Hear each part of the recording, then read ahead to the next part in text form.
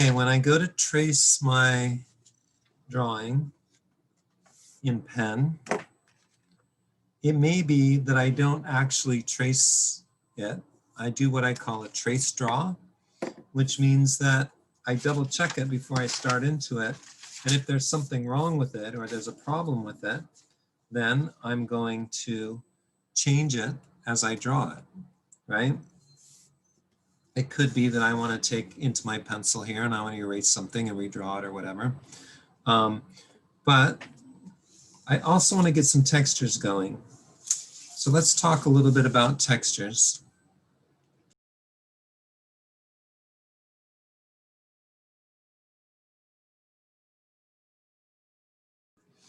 It could be that instead of just drawing that window in, I want to do a drape. So when I do drapery, what I do is I set up across a window. So say I have a window like so. I'll set up a finial on either side of it. And I put a rod. And then I put a little scribble S curve at the top of that rod, and I drop down where the curtain's going to end, and I put a little S curve down here and a little S curve down here. Then I do sort of a triangular kind of shape that goes up towards this point and up towards that point, so that I'm hanging. Drapery hangs in triangles. It's usually a little narrower at the top and then sort of flares out at the bottom. So as I drew these lines up, I sort of drew to get closer up in there. Then I take this and I just draw a little dash up and down in there occasionally. And that gets me something that feels kind of like a drape on a window. To show glass, I do 3 strokes. I do a short and a long and a short again. This is an architectural symbol for glass. Sometimes I'll go into a place like this and I'll just do a couple strokes, or I'll do a stroke or something like that in there, so that I'm getting something that kind of looks like glass across there. Bricks, I need to create in this one point lines that go across this way, and I like to do a long and a medium and a short line. And then I set up a brick pattern. So I go a short line here, and then I jump a step and I put a line up there. And then I come over here and I do a brick on that. And then maybe I come down here and I do a line like that. So I'm not putting it all over the whole thing. I'm just putting it once in a while. And I'm setting up something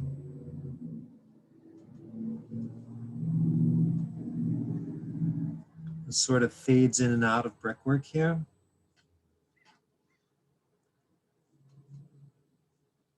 So I'm not doing a lot of detail. I'm just doing a notation of a brick facade. And I want to do some of that down here if I want to have bricks down here as well.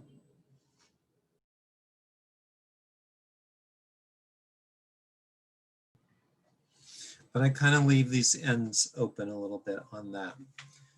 On furniture, to give a little bit of a texture to a fabric, I put little dots once in a while, mostly in the corners of an object. So on this chair and on this ottoman, I'm going to come in and I'm going to put a few dots around here. That's going to give it a little bit of a texture that's going to suggest or represent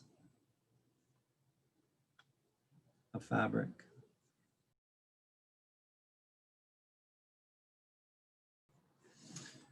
I use that same dotted line or that same dotted texture to symbolize concrete. Make sure that your dots aren't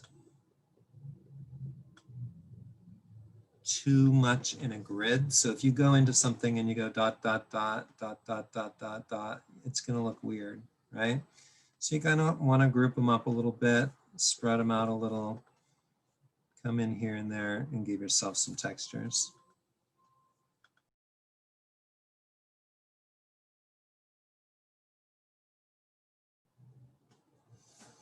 The carpet should have some dots in it too to indicate that that's a fabric, but what I like to do is go along the edge of a carpet and sort of give a little bit of a vertical brush in it. So you're going to go into spots like this, and here and there along the front of that carpet, you're going to give us a little bit of a vertical texture that's going to show us that that's the edge.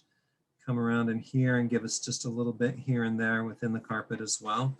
I like to do it by the edge of a piece of furniture. So if I know I'm going to do shading back in here under this furniture, I'd probably do a little bit more of that kind of dot texture or get some kind of a texture in there that's going to make that carpet seem just a little bit fuzzy. Here in the plants, I have drawn 3 basic circles.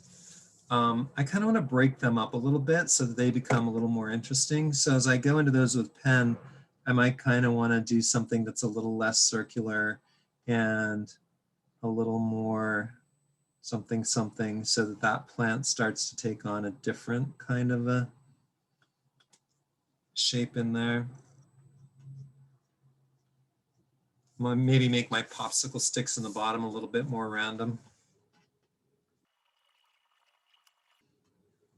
I can see I forgot to put an edge of my frame against the wall there. So I'm filling in things.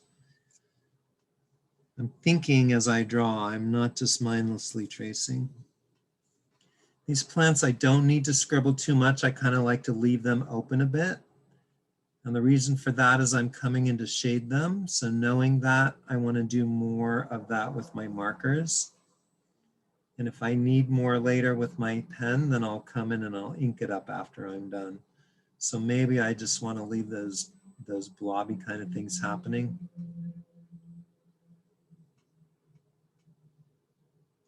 And not overthink it at this moment. Floorboards. If I want to put floorboards in here, then I'm going to have each board head towards my vanishing point, right? So I need to get something, put my pencil here and look at the vanishing point and stroke towards it. I also have my carpet lines here that are going to help me to stay within my parameters. So I'm going to do something like that so that they all go off in the distance towards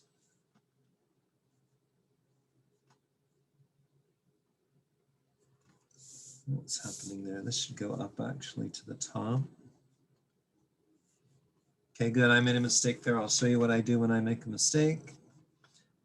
You all know that already. I'm just going to shade over top of the mistake as if it's not even there.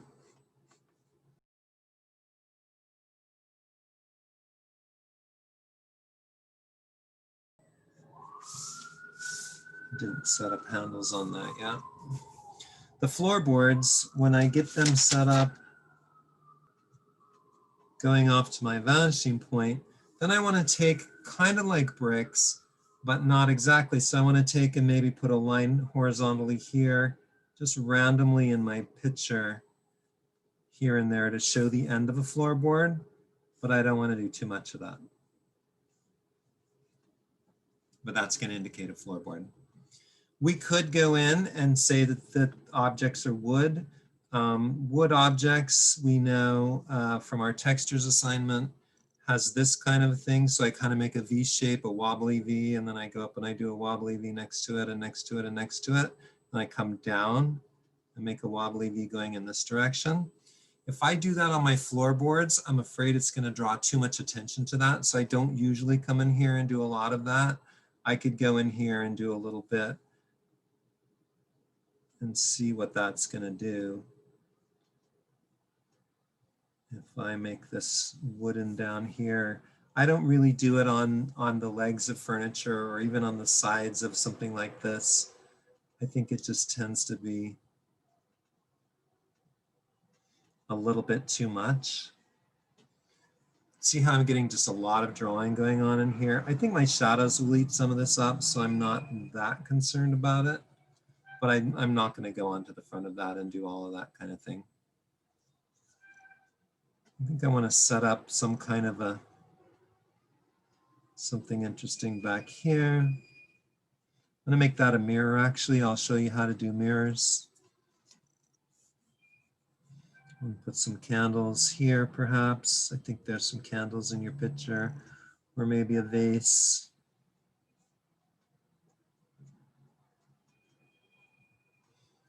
Or maybe a picture frame. Something up there to give me some interest in the room. This picture frame, when I do abstract shapes, I do something going off to the vanishing point, and then I'll just put like a circle or a square or something in there that indicates that there's something in this picture. If you're an advanced student, you want to try and make it look like a something, you can do that, but I just put something in there that's a little bit of anything will do.